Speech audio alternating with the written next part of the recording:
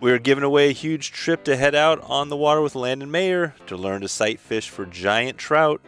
But did you know that one of Landon's favorite events every year is Clean the Dream? And Scott Robertson is going to take us into the Dream Stream and what this event is all about, so you can get involved or understand how you might get inspired to start your own dream cleanup or connect with others in your local area putting these together.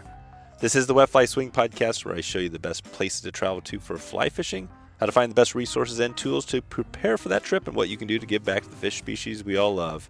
Hey, I'm Dave, host of the Wet Fly Swing Podcast. I've been fly fishing since I was a little kid. I grew up around a little fly shop and have created one of the largest fly fishing podcasts in this country. I've also interviewed more of the greatest fly anglers and conservation-minded people than just about anyone out there. Scott Robertson, one of the key people involved in Clean the Dream, is going to share the history of the event and how he's been involved and how it's been evolving over the years. You're going to find out how and why you should be saving your tippets and what this is all about and how it relates to South Park. We're going to get into some fun stuff on this one. Plus, you're going to get a little bonus. If you listen all the way to the very end, you're going to get an extra bonus to enter the Landon giveaway, which is going on right now. We're going to talk about that at the very end. Time to live the dream. Here we go. Scott Robertson at Clean the Dream on Instagram. How you doing, Scott? Good. How are you, Dave? Great. It's great to have you here. I've been chatting with Landon for a while now. We're setting up this great trout school. I don't know exactly what we're actually calling it yet. We're working on it. Well, as we talk, we're kind of talking in the future right now, but we're doing an event with Landon, so we're going to be fishing with him. We're going to call it our Trout School West, but we're also focusing today on Clean the Dream, which is a really awesome nonprofit group that Landon, I think, helped put together with some other folks. So we're going to talk about that today, get into what it is, how people can get involved and all that. But before we get there, maybe you can take it back first on maybe let's talk Landon, since he's kind of the guy. How did you first run into Landon and Clean the Dream? So Landon, let's see, I ran into him probably 11 or 12 years ago. I was familiar with his books, some of the videos and shows and stuff he'd been on, prior to that. So knew of Landon. But it was actually the co-founder of Clean the Dream, Brandon Kramer. He just goes by Kramer. Was a really good buddy of mine. Met him in college. Somebody, we fly fish together many, many, many times. And he was a friend of Landon's, I think actually a former client for a day. And the two of them, kind of hit it off that day fishing and were friends ever since. So we got out, it was probably 11 or 12 years ago was the first time. Got out on the river with Landon and Kramer. Kind of kept in contact with Landon. And then, when him and Kramer started hatching this idea for Clean the Dream, it was kind of a no-brainer. I said, yeah, absolutely. I'd love to help out. Well, let me know what I need to do. So that was kind of how I got involved with Landon and the start of the Clean the Dream. Nice. And that was, you said, like 12 years ago? Yeah. Yep. Because that was probably a year or two before we started Clean the Dream. It was a cold, windy, probably I think a February day out there. Yeah. Snow all over the place, kind of a miserable conditions, but pretty good day on the river and getting to see Landon at work for the first time was pretty fun. So when those guys asked for my help, I said, whatever I could do. Right. What's it like seeing Landon at work for those that have never been on a river trip, because his name's out there everywhere? What is it like? How would you describe it? It is, I wouldn't say chaos, but he's driven, hyper focused, when it comes to, I think I'm pretty good at sight fishing, and finding trout, but this guy is on a whole nother level. So to see him, marching up and down the river, I've been out on some still water with him and seeing him hunt trout. He's the best in the business for sure. Right. That's it. That's what's cool about this is that, the people that are going to be going on trips now or in the future, this one we're talking about, are going to learn some pretty cool techniques, maybe that you aren't seeing in other areas. Do you think that's probably some truth to that? Oh yeah, absolutely. Seeing him, you get on a fish, see something, it's, you better be ready to move, cause there it is. Okay, get down. All right, let's, I'm going to throw this cast up here. And then, maybe that's when the chaos comes into play, because then set the hook and it's like, I didn't even see that. Right. 26-inch fish sitting down there, Yep. Oh man, that's great. So I wanted to touch base. We're going to talk a little about fishing for sure today, but I wanted to just touch base on Clean the Dream. Maybe you could describe first off, what is the Dream Stream? Like, I think it's like a 3-mile section. Maybe you could describe what this section is where you guys are doing the work. So the Dream Stream itself is a 5-mile section of the South Platte River between 11 Mile Reservoir and Spinney Reservoir. So it starts at the outflow of Spinney and then kind of ends at the inlet there at 11 Mile. It stretches between Spinney Mountain State Park, Meyers State Wildlife Area, and I think a little bit of right at the inlet is actually 11 Mile State Park as well. So kind of 3 different state lands it crosses in that 5-mile stretch.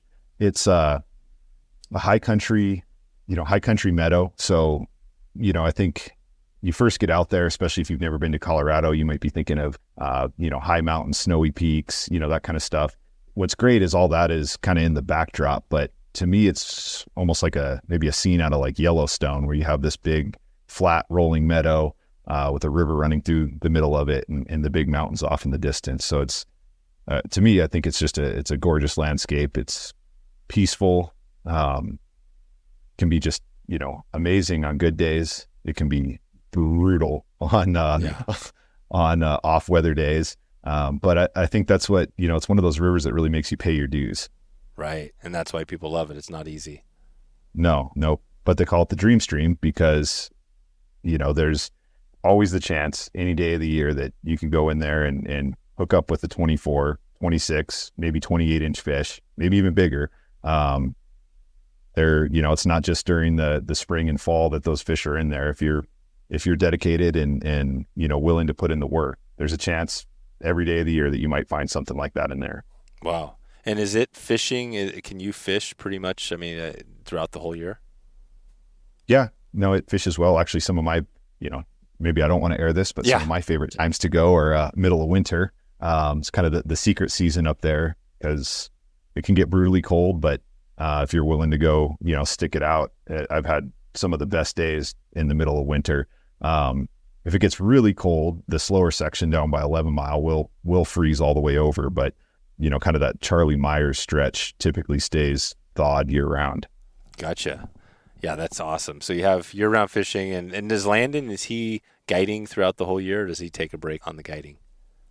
I believe he guides year-round out there. I think if somebody wanted to book him, now I don't want to put words in his mouth, but I'm pretty sure if somebody wanted to book him, he'd fish out there in the middle of winter, provided, the flows are healthy enough that it's not going to be hurting fish or anything like that. Yeah, gotcha. And then, and what is so talk about the Clean the Dream. I'm assuming this is a kind of a river cleanup, but maybe talk about, what makes it unique and, kind of how it got started and all that. Well, we talked about how it got started, but what makes it unique out there? There's different cleanups, and I've been to, several different cleanups, not just dedicated for, rivers or fishing. I've done like Up and Down and some of these different ones, just even in town. The structure is a little different in that, there's some great sponsors that kick in raffle prizes. So, to the average person, you go out there, clean up trash for a couple hours and have a chance to go home with a Yeti cooler.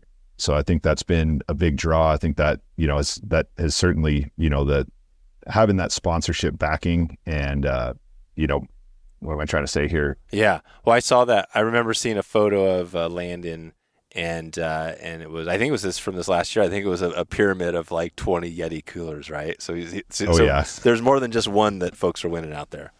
Yeah, no. And so, rewind this thing back 10 years. I want to say there was about 20 of us at the first Clean the Dream event. And, obviously we didn't have a stack of 20 Yeti coolers and buckets that year, but, I think, each of the fly shops had kicked in something. A couple of the sponsors had kicked in something. And everybody that attended that day walked away with something. It was kind of funny. I think we were hoping to get, more attendance that first year, but it was the inaugural, kickoff. So as hard as we tried to get the word out, that was what we ended up with. But it's steadily grown year after year since then. And, each year the sponsors step up, they kick in more. We've got, give a shout out to Jack Shaw. He's been there the whole time. He cooks a barbecue lunch for everybody. So, now it's kind of grown into, it's not just, the cleanup, the prizes. It's, this event where a lot of different people from the industry, a lot of different people from the fly shops, the guides, everybody kind of gets together at least once a year and, has this event that, we get to sort of celebrate the end of summer, clean up a bunch of trash, look at what we accomplished in that sense, and then, just all have a good time together. So there's people that I see once a year at that event, but I look forward to it, Mm-hmm. And when is it typically? It's typically I want to say it's the third weekend in August. Okay, yeah. It's right in the middle of summer. Yeah, we had, I think we were timing it around this year. I think we did a week later. It was kind of based on when schools were starting and a lot of people's availability to, with kids and stuff like that, but it still worked out great. So we ended up at the beginning of Labor Day weekend this year. So that was a little later than we typically do. We're usually backed up a week before Labor Day. Gotcha. And what makes it, maybe talk about that, some other things that make it unique, or if somebody wanted to put on one of these events and kind of have a similar turnout, what advice would you have for them? So, number one, get the word out. That was tough for us, I think, year one, even with a high profile person like Landon, as much social media campaigns as you can. We do flyers every year, which, is with all the social media and magazines and, they've run news stories now, but, we still stick to getting the flyers out in all the shops. I think, it's funny every now and then you'll be pinning something to a bulletin board and see people still, reading what events are going on. And it's actually keyed me in, now I see a bulletin board and I'm like, oh, what's going on? And it's like, oh, I didn't even know this was happening. So getting the word out there, number one, it can be tough. If you've got anybody, if you're looking to do something like this and you have somebody with some clout like Landon that's got a lot of followers that, even if they're not necessarily part of it, if you can get them to blast that out on their social media, just reaching as many people as you can. I think another, unique piece of this is, Landon's got the backing from, all the sponsors. So you get Yeti, Smith, Winston, Scientific Anglers, Fish Pond, you get them to all kick in a little bit. And then all of a sudden you have this draw for, like I was kind of saying earlier, somebody's looking at this and they're like, hey, I can go clean up for a little bit. And yeah, maybe I'll come home with not only, a Yeti or a Winston rod, that's right. That's a pretty good draw there. So I think, and even if it's not, if you don't have access to a Yeti or a Smith, if it's depending on what kind of event you're looking at, maybe you're going to clean up your favorite, climbing area, maybe you can go talk to the local REI or your local sporting goods and just see, hey, would you guys be willing to kick in a gift certificate or, having some kind of draw like that, like with Up and Downa, I think, you can get like a free beer to a local brewery. So, having something to give a little bit of a draw just brings people in that might not normally, if they're like, hey, I kind of like to climb here and there, or I kind of like to fish every now and then, but that might be the deciding factor to get them up off the couch and get out there and help. Right. So it's not like necessarily just fly fishing. I mean, this could be for anybody, right? Anybody that wants to get out, they might win a Yeti cooler or grab a free beer, and that might bring somebody who's not like a diehard fly angler, but just wants to kind of join, right? Does that happen a little bit? Yeah, I've seen a fair amount of that. I've got, one of my buddies, he's also friends with the founder. He lives in Creston Butte. He likes to fly fish. He's not as diehard as the rest of us, but he comes down every year. Yeah. It's one of the maybe only times a year I see him on the Dream Stream, but he comes down from Creston Butte and helps out. And that's the other unique thing about this too. And some of that is the pull and the relationships that, obviously Landon has, but we get people from New Mexico. We get people from, drawing a blank on the name. Like up north around just other states, not just Colorado. Not just Colorado. There's a family that comes up now every year from Texas. Kramer, the founder, he's in, he wasn't able to make it this last year, but, the 2 years after he moved to Idaho, he came down and still showed support for it. So it's grown that much. It's funny that you get people that it's like, yeah, I don't even live here, but I'm coming out to come come support. Waters West Fly Fishing Outfitters is your go-to resource for swung fly techniques, two-handed casting, and anadromous fish. Find out why Waters West has built a cult-like following around their fly tying materials and why they are the go-to resource for the OP and beyond. You can head over to wetflyswing.com/waterswest right now to check in with Ed and Kyle and get all geared up to get on the water. This year, I ventured into the heart of eastern Idaho's Yellowstone Teton territory where the fish were larger than life and the waters held the secrets of the best fly fishing out west. With crystal clear rivers like the Henry's Fork and the South Fork of the Snake and enough lakes to keep you going all year long, make your way to Yellowstone Teton territory and embark on a journey to one of North America's finest fly fishing destinations. It's time to experience eastern Idaho for yourself and support this podcast at the same time. Yeah, it sounds like, you guys have made it kind of a cool event. And you're doing good stuff. I mean, obviously, you're picking up trash. What do you think it is about these trash cleanups that are so important? Because it isn't, I mean, like, picking up trash doesn't necessarily save, all of the species, right? But is there more to it than just the trash pickup? Why do you think these are so successful? Why should other people do it? If you can keep coming back to a place year after year, like we've been able to do with this one, we'd kind of described the Dream Stream being this 5-mile stretch in the middle of South Park. This has grown to like all of the waterways in South Park. So whether, somebody's likes to fish the river, they like to fish still water, we go into 11 Mile State Park. We go into Spinney Mountain State Park. We go to Antero Reservoir. We've had people go up to, there's Tomahawk State Wildlife Area, Badger Basin State Wildlife Area. We're now talking, Gotcha. So you're expanding out over Colorado, not just this 5-mile section.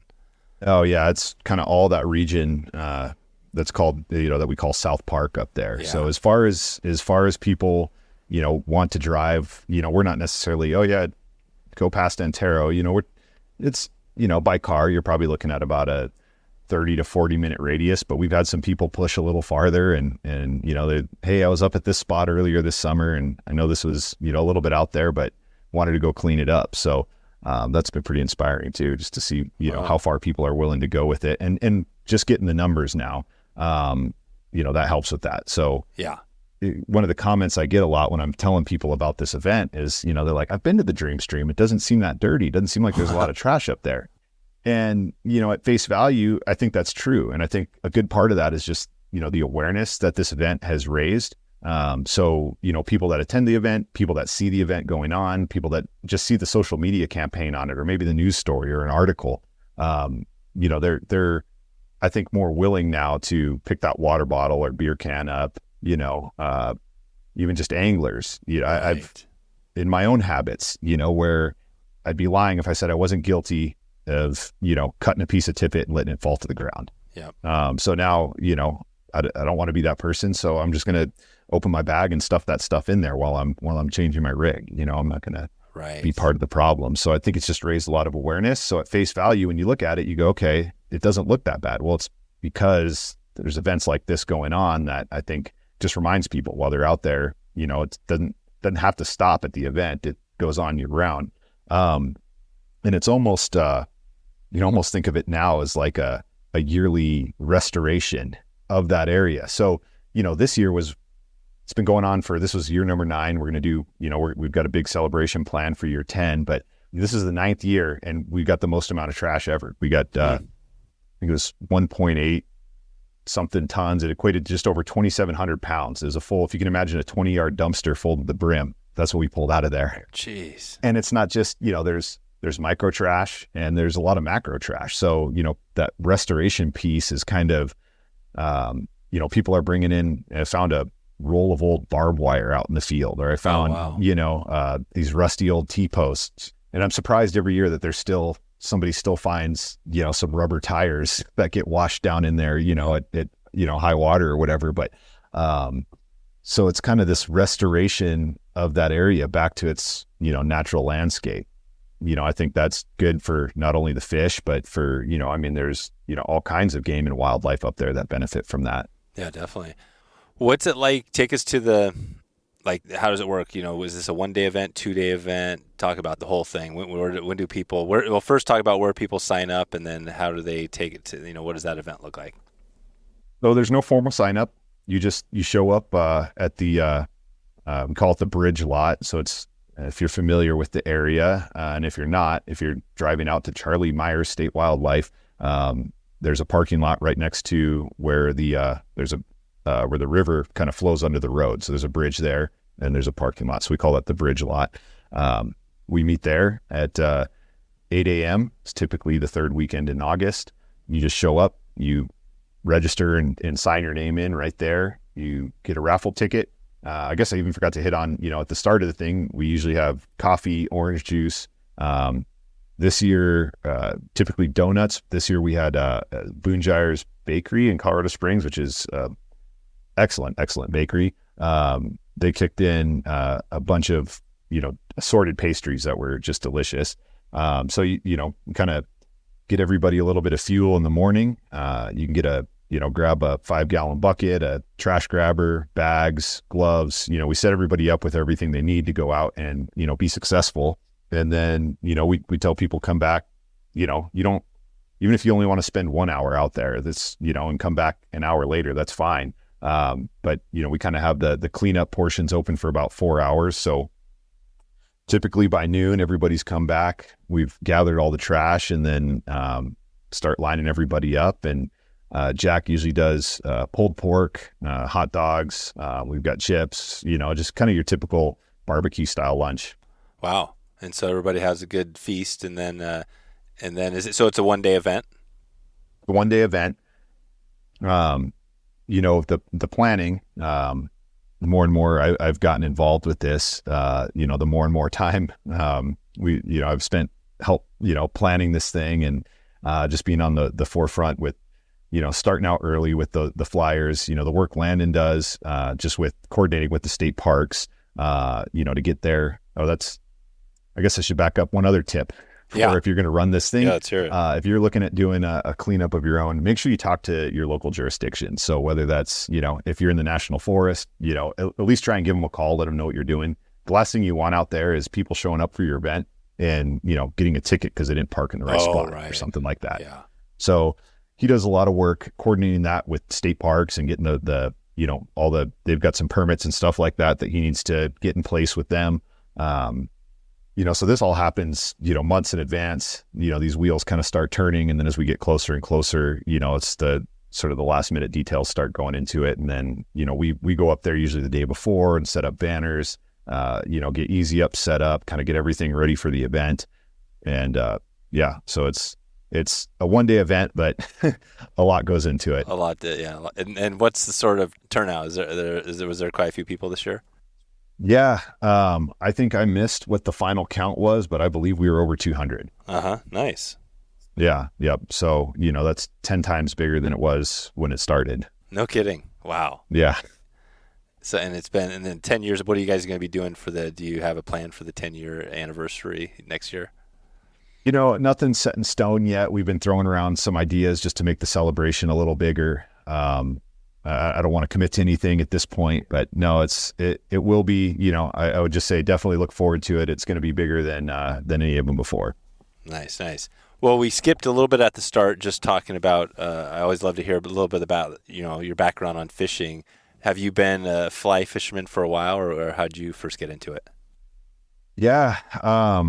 Let's see. I've been at it now for 22 years. Oh, wow. 23 years. Time. Yeah. Yep. So, started when I was 15 with my dad. And so, I grew up in Kailua Kona, Hawaii. Not a lot of fly fishing over there. Oh, right. Yeah. What island is that? That's the Big Island. Oh, yeah. In the Big Island. Okay. Yep. So, you can do, you could fly fish over there. Yeah. Bonefish and bonefish and some of that. And Maui and Oahu are a little bit bigger destinations for, or Molokai, for bonefish and some of the flats type fishing. The Big Island it's pretty rocky. You don't have a lot of flats or anything there. But did a lot of, saltwater fishing growing up. Then we got over here and it was it was like. Did you move straight to Colorado, from Hawaii to Colorado? Yeah. Yeah. Yep. And it's just, it was fly fishing looks like fun. That looks like something we want to, try. So kind of, got into that with my dad I was about 15.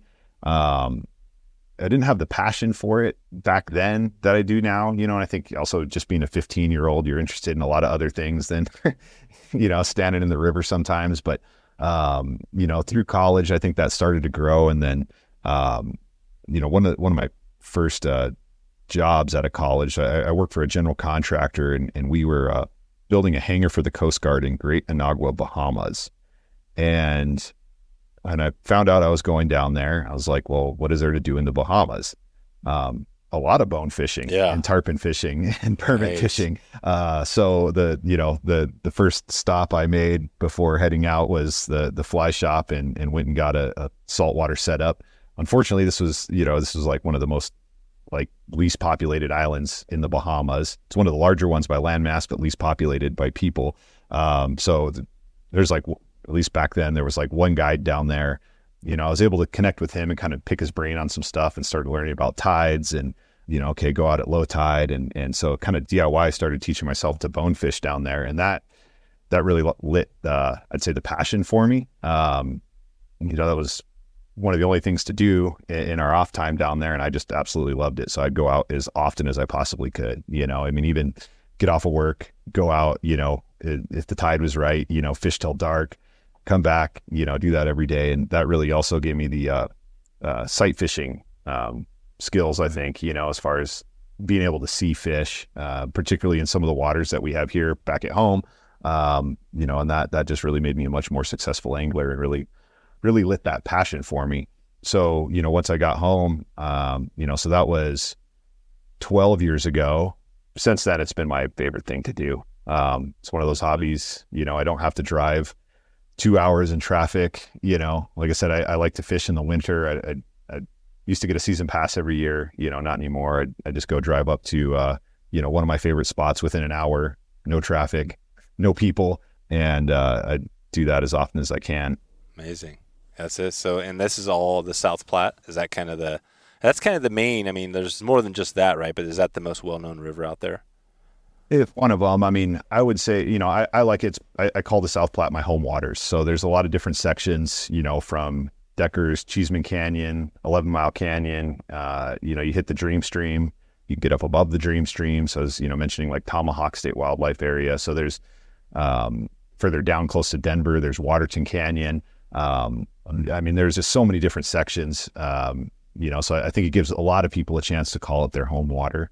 I also, from where I'm at, it's maybe just slightly farther, but the Arkansas River is one of my other favorites. So, and once again, there's just miles and miles and miles of river to fish. You can go up high, up above Salida, getting up close to Buena Vista. You can go down all the way down into Pueblo, and you can fish the Arkansas River, right there in Pueblo, which actually makes for, a nice wintertime fishery. It's a little warmer down there. It's, and the weather can be a little nicer to use. So, so those two, I fish the most frequently.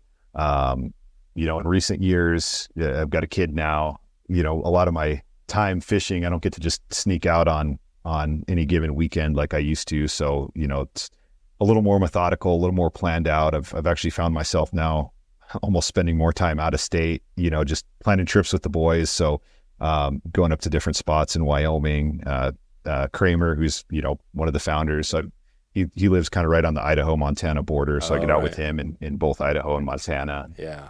You're right in the middle of, being in Colorado, you've got everything you talked about there, but then you're not far from all that other stuff. Yeah. Wyoming.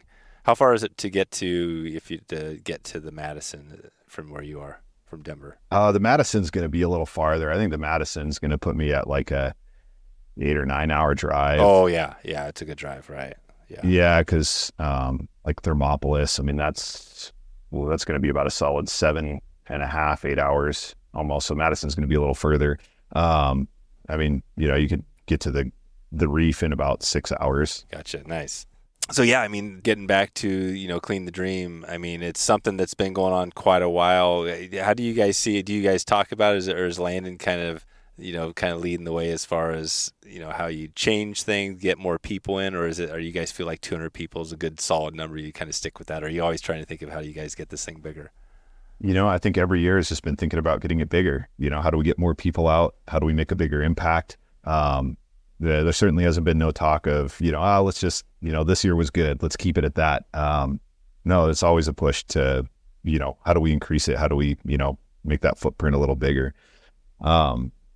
There's definitely, different thoughts on, where this thing could go. I think it's tough with everybody's, we all have lives. Yeah. I'd like to say outside of fly fishing, but that's what Landon does. But, right. He's got a business to run, outside of Clean the Dream. We've all got different jobs and come together to make this happen. So, I've always thought it'd be cool to see it, be a full on nonprofit and, have a working budget and that kind of stuff. But, this year was a first. We collected donations from the crowd. So all that money collected is going to go right back into, the supplies needed to put the thing on, some of the grabbers and stuff like that either walk off or they just get old and break. So, there's just this, continual kind of maintenance need for this thing. And there's been some private donors also, I know, that have, helped Landon along the way, with paying for some of the permit fees and stuff like that too, just to make the thing happen. So there's a lot behind the scenes that, we don't just get to go take over that parking lot for a day and have our way out there. It's, there's rules and regulations and different things we're following. A 20-yard dumpster, pulled from South Park, costs $700. Oh, wow. Yeah. Right. Yeah. Just for that.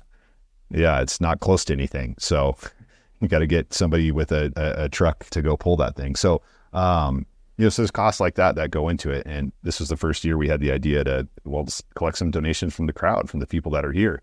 So, there's been some other ideas. Like I said, I don't want to, throw everything make promises, but stuff like, hey, maybe you could buy an extra raffle ticket. So you get, increase your chances to win something if, you kick in some extra money, that kind of stuff. So, definitely some ideas around just, better funding the event, improving the quality and then the experience too for the people that show up. So we want everybody that shows up to have a great experience.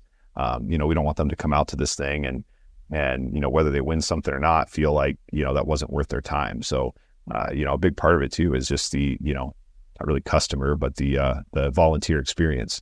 Yeah. Are there other conservation groups, nonprofits in the area that are, of out there that might, I don't know if they're helping with the program or whatever, but who else is out there that would be doing similar stuff? I know Trout Unlimited does similar things, Anglers Covey. Oh yeah. They always kick in raffle prizes for the event, but they also, they host a cleanup, right down here in Colorado Springs on the, Fountain Creek. So Fountain Creek is actually a cool little waterway, that, unfortunately has gotten pretty, really trash. And so they've been picking sections and hosting a cleanup, targeting Fountain Creek, which has been great because that honestly could be a decent little, fishery right in town, but it's just so polluted, the homeless encampments. There's just a lot of stuff going on with it that it turns a lot of people off. Yeah, that makes sense. There's a few different ones out there, it sounds like. But it's not just, like you said, the cool thing about the program is that, the name sounds good, right? The Clean the Dream, but this is bigger than just the dream section. It could grow, who knows, right? The sky's the limit. Are there other, in Colorado, do you know of, are there other river cleanups around the state? Have you guys checked into that at all? I see some pop up here and there. I've seen, and it may have been Anglers Covey. I know there was one, I think, hosted in 11 Mile Canyon, which is a section of river close by there. I believe I've seen one hosted at that section I was talking about on the Arkansas down in Pueblo. Yeah. So that's below the state park down there below Pueblo Reservoir, which there's some of these areas that could really benefit from an event like this.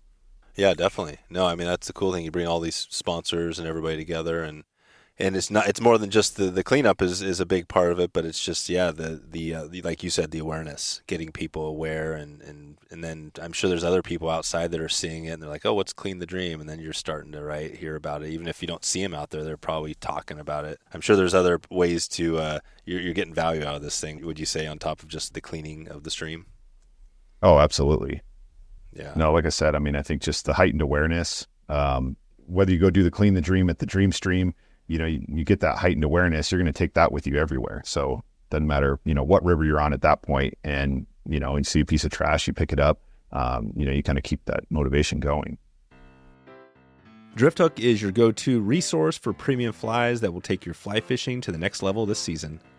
I had an unforgettable experience this year while on a Virginia spring creek. The fish weren't biting the standard patterns and couldn't get some of the big fish to take, even though we could see them perfectly. So I reached into my Drifthook fly box and pulled out a royal wolf.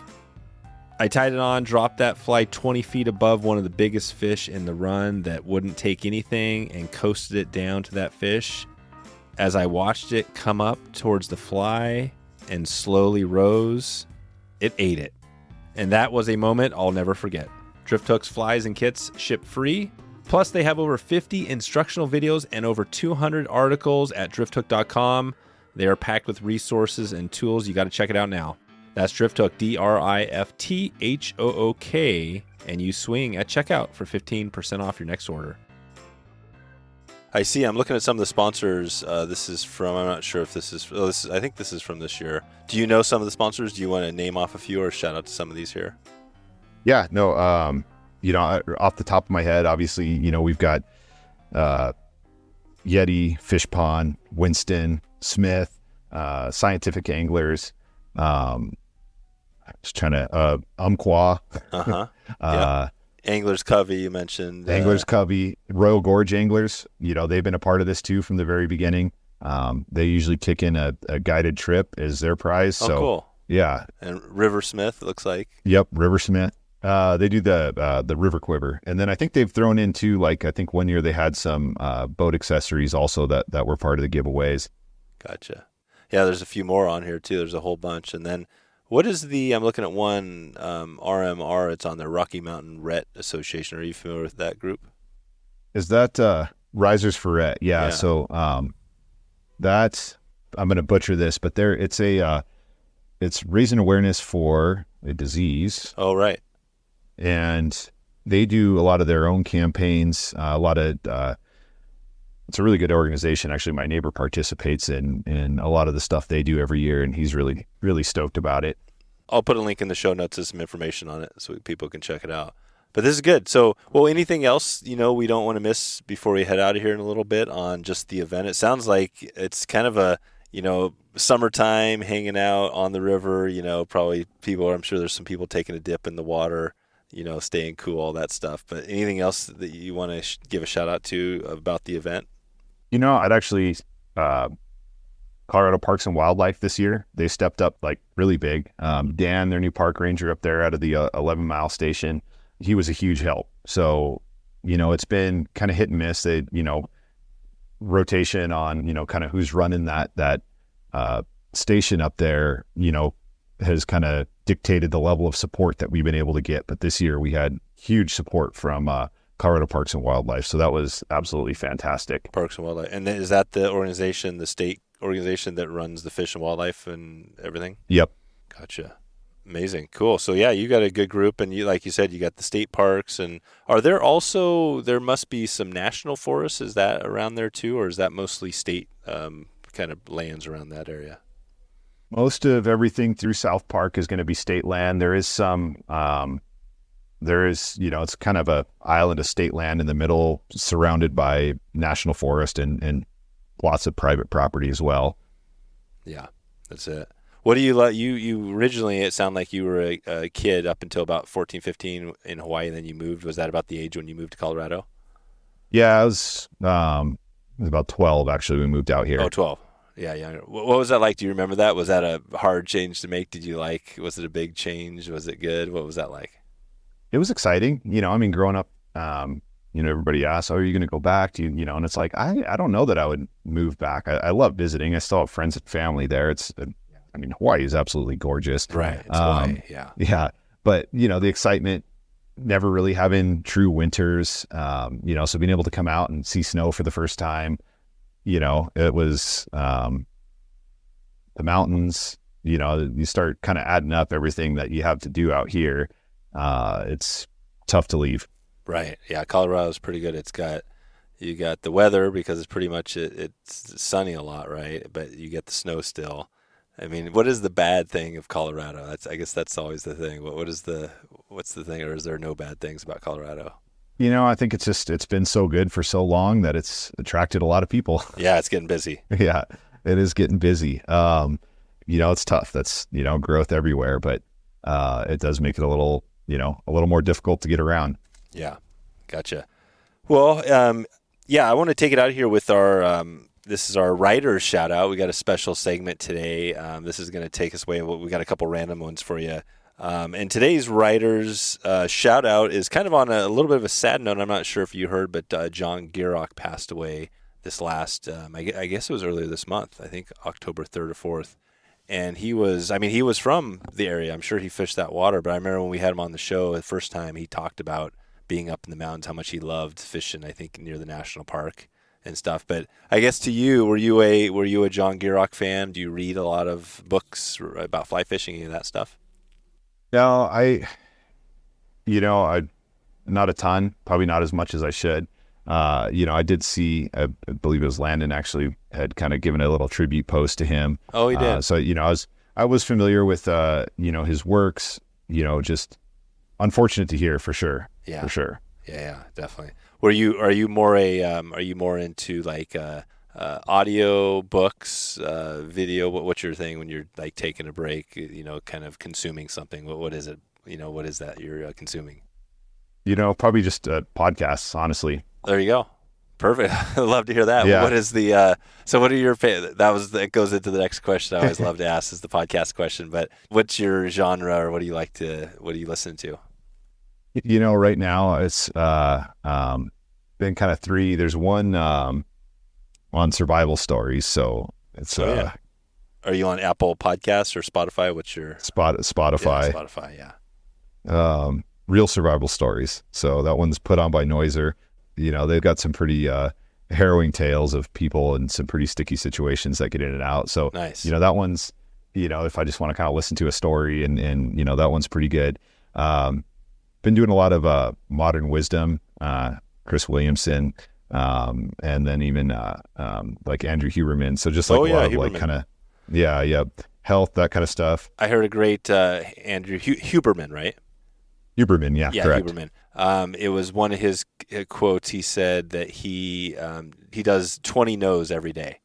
Try to do 20 no's every day. I've been trying to do it this week. Where something comes up, I want to eat some greasy food. It's like say no at that moment, right? And force yourself. Yep. It's like a delayed gratification. And there's something to that, right? The fact that I guess it makes you healthier, obviously, but it's a good thing to do. So I'm going to be watching more. And it is the Andrew Huberman. Is it the podcast or what's the name of his podcast?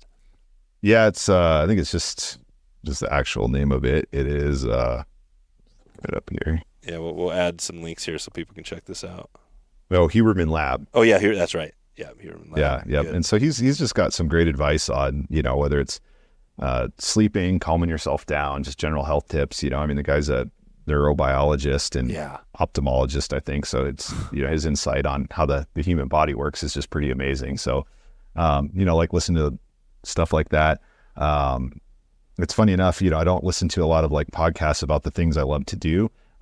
It's more, the things that I don't know about. Yeah. And then I do, like, once again, reading. So just, endurance, the Shackleton story, that's one of my favorite books. Nice. It gives us a little selection. We got a few new podcasts to check out and that's good. I'm definitely, I've got a few. Yeah. I always love going down that track because it's something I love. I actually don't listen the same way. I listen to all sorts of different things and a lot of them not in the things that I spend most of my time doing just because it's kind of interesting. But yeah, it's good. It's good to have something else. What about, let's touch on the music real quick. Are you into any music? Anything you want to leave us with as we head out of here on the, want to pop into Spotify as far as a song or group or something like that? I cover so many different genres. I listen to a little bit of everything. If you went down like my Spotify liked list, you'd go, what the hell? A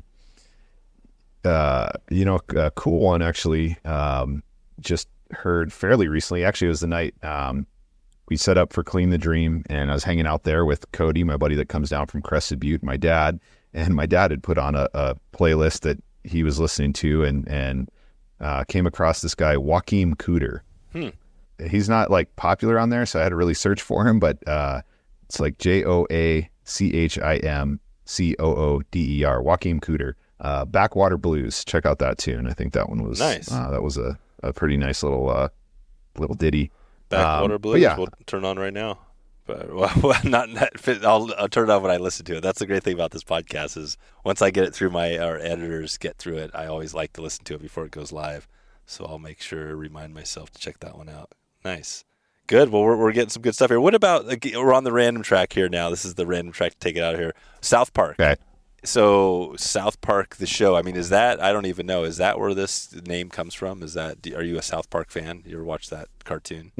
Yeah, I've seen, probably several seasons of that show. Yeah. I thought, like more through college and stuff like that. I mean, my roommates would watch it, and their comedy is just hilarious. Yeah, it's amazing. But it is actually, so Fair Play, would be the town that South Park is set in, and so there is like a historic South Park town. If you drive through, oh really? Yeah, if you drive through Fair Play, you'll see the signs. It's like historic South Park. Oh, gotcha. So, and that is, that's, you're kind of at the northwest side of South Park, like that South Park, if you can imagine, it's just kind of this big expansive valley up there in the middle of the Rockies, and that's sort of tucked up into closer to more like that northwest corner of the valley. So you're starting to get you go from Fair Play, and then you head up the highway, and you're going to go through Alma, and then drop down into Breckenridge. Yeah. So yeah, no, it's kind of funny seeing some of the episodes, and then just a lot of the different stuff around Colorado that they hit on, and obviously just buying Casa Bonita. I think that was just not really a troll move, but it's just hilarious that the owners of South Park would buy Casa Bonita that was in their shows. Oh right, they did. God, that's so good. Yeah, no, I think we'll definitely have to put a link to that in the show notes for people to check out. One of the good episodes. I'll be watching that again. Good. Well, I think this has been a good start to this. We, we mentioned at the start we're doing this cool giveaway with Landon, and we're going to be giving away a spot to fish with Landon, which is pretty cool. And I can't wait to get on the water with him and see him work his magic. Because the spotting fish and all that is going to be great. So we're kind of doing that right now, and this is, I guess, day 2 of the giveaway event. So everybody can check that out at wetflyswing.com/giveaway. But yeah, anything else before we head out of here, Scott? I feel like we've kind of touched base to let people know what to expect. Anything you want to leave people with before we head out here? Yeah, I was thinking, one last thing is I would just say, and this was a piece of advice handed down from my grandpa to my father to me, is always leave a place cleaner than you found it. Yeah, it's good advice. Yeah, so whether you're camping, whatever you're doing, just leave a place cleaner than you found it. Right, and that goes down to the micro tippet. It's like, I think I've done that lots where you're wherever you are and you walk by and there's just garbage and you don't pick it up. It's like, that's pretty easy to stop there, right, and grab it, whatever it is. And even down to the micro, like literally a piece of leader, like that, all that is part of it. It's almost like a mindset thing, right, where it's bigger than just that piece of tippet. Why do you think picking up a piece of micro tippet is so important?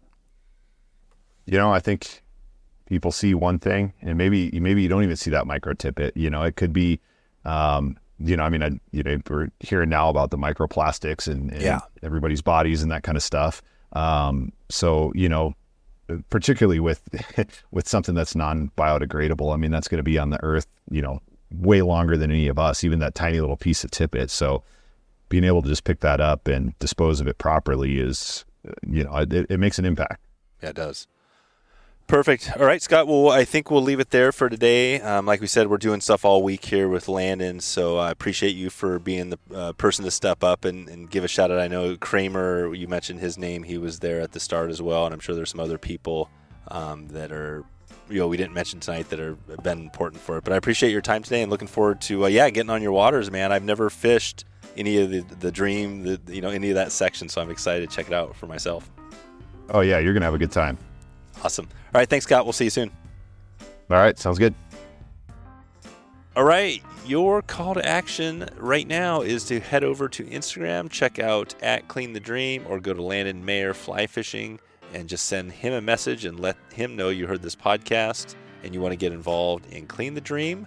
That would be really amazing. We're going to help them and help Landon and the crew get up 400. That's the goal. That's my little goal this year. Let's help them get to 400. So check in right now if you're listening to the very end. We mentioned this before, but right now we've got a giveaway going on. If you want to enter that, you can do that right now, wetflyswing.com/giveaway. But if you want to get a spot and just get it out right, you can check in with me, Dave, at wetflyswing.com. And like I said, you're going to get some bonus entries if you go in there and you let me know that you heard this podcast. Send me an email, let me know, and we're going to give you a few bonus entries on the giveaway event. Really easy. Just send me an email, Dave at wetflyswing.com.